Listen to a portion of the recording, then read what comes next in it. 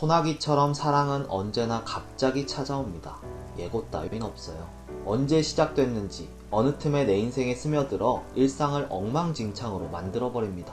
그런데 신기한 건 흠뻑 젖었지만 묘하게 기분이 썩 나쁘지 않다는 거예요. 기분 좋은 엉망진창이죠. 또한 우리는 모두 운명이라고 믿고 있지만 사랑은 소나기가 내리듯 우연처럼 다가옵니다. 오늘 내가 늦잠을 자지 않았더라면, 그래서 버스를 놓치지 않았더라면 버스 정류장에서 그녀를 만날 수 없었을 테니까요. 또 사랑은 한여름밤의 꿈처럼 항상 너무나 짧게만 느껴집니다. 그칠 것 같지 않던 소나기가 갑자기 뚝 그치듯 영원할 것 같던 우리의 사랑도 어느 순간 갑자기 끝나버립니다. 그래서 항상 아쉽고 후회만 남나봐요. 이처럼 소나기는 우리의 사랑과 너무나 닮아 있습니다. 황순원의 소나기에서 소년과 소녀의 사랑도 소나기처럼 그렇게 갑자기 시작됐고 또 갑자기 끝나버렸습니다. 오늘은 너무나 짧았던, 그래서 더 안타깝고 애절한 소년과 소녀의 사랑 이야기를 살펴보겠습니다. 대개 사랑은 어느 시인의 말처럼 가난한 내가 아름다운 나타샤를 사랑하는 것으로 시작됩니다. 무엇으로 보나 조건이 안 좋은 내가 쳐다보지도 말아야 할 사람을 사랑하게 되면서 시작하죠. 알퐁스 도데의 별에서 목동이 주인의 딸을 사랑하는 것이나 김유정의 동백꽃에서 소작인의 아들이 마름의 딸을 사랑하는 것처럼요. 황순원의 소나기도 보잘것없는 집안의 평범한 시골 소년이 윤초신의 증손녀를 좋아하게 되면서 시작됩니다. 하지만 이러한 객관적인 조건을 떠나서도 사랑을 하게 되면 누구나 극심한 열등감에 빠지게 됩니다. 화려하고 찬란한 그녀에 비해 나는 한없이 초라하게만 느껴지니까요. 그렇지만 이러한 열등감은 지금 사랑에 빠졌다는 증거이기에 어쩌면 행복한 것 아닐까요? 소나기의 주인공 소년 또한 소녀를 좋아하기 시작하면서 열등감을 느끼게 됩니다. 소녀를 만나기 전까지는 아무렇지도 않았던 자신의 까만 얼굴이 이젠 부끄럽게만 느껴집니다. 그래서 개울에 비친 자신의 모습이 싫어 몇 번이고 물을 움켜냅니다. 소녀가 온 줄도 모른 채 말이죠. 그러다 깜짝 놀라 도망치기 시작한 소녀는 헛디뎌 넘어지면서 못 볼 꼴을 보여주고 맙니다. 얼마나 부끄러웠는지 집에 가는 내내 바보 바보 하는 소리가 귀에 맴도는 것 같았습니다. 소녀는 징검다리 한가운데 앉아 물장난을 하고 있는 소녀가 비키기를 한없이 기다립니다. 비켜달라고 말도 못할 만큼 소심한 소년이죠. 여느 때처럼 소녀는 개울가에서 물을 움켜내며 놀고 있습니다. 물론 이것은 소녀가 소년에게 말 좀 걸어달라는 신호를 보내는 것이었지만 소녀는 순진한 건지 멍청한 건지 멍하니 기다리고만 있습니다. 그러다 갑자기 하며 조약돌이 하나 날아옵니다. 그리고선 소녀는 갈밭 사이길로 들어가 사라져버립니다. 과연 소녀는 소녀의 마음을 알아챘을까요? 다음날 이번에는 기다리지 않고 모르는 척 징검다리를 건너려고 하는데 이게 무슨 조개니? 하고 소녀가 말을 겁니다. 소녀는 자기도 모르게 돌아서며 소녀의 맑고 검은 눈과 마주치는데요. 얼른 고개를 떨구며 이단조개 라고 답합니다. 그렇게 말을 튼 둘은 저 산 너머로 함께 놀러가게 됩니다.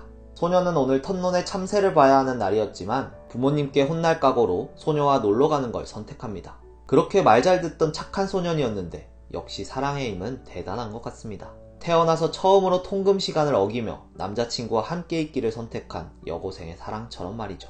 소녀는 산에 널려있는 꽃들의 이름을 물으며 난 보랏빛이 좋거든. 라고 말합니다. 소녀는 말없이 이리저리 돌아다니더니 곧 돌아와 꽃묶음을 소녀에게 건네줍니다.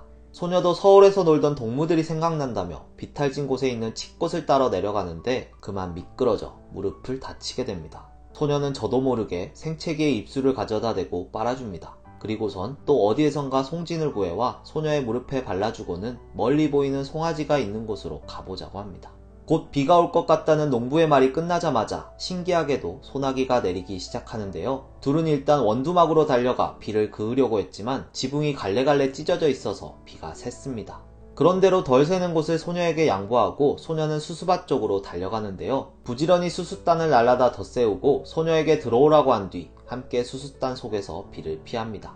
아니 워낙 좁았기 때문에 소녀는 앞쪽에서 거의 그냥 비를 맞아야만 했습니다. 그런 소년을 보고 소녀는 안으로 더 들어오라고 했고 그러다가 꽃묶음이 우그러들었습니다. 그래도 소녀는 상관없다고 생각했습니다. 소년이 더 중요했으니까요. 소년이 가까이 오자 비에 젖은 소년의 몸냄새가 확 났지만 소년은 고개를 돌리기는커녕 오히려 따뜻한 몸기운으로 떨리던 몸이 누그러지는 듯 했습니다. 곧 소나기가 그치고 불어난 도랑 앞에서 소년은 등을 돌려댑니다. 그렇게 소녀를 업고 소녀는 도랑을 건너 집으로 돌아갑니다.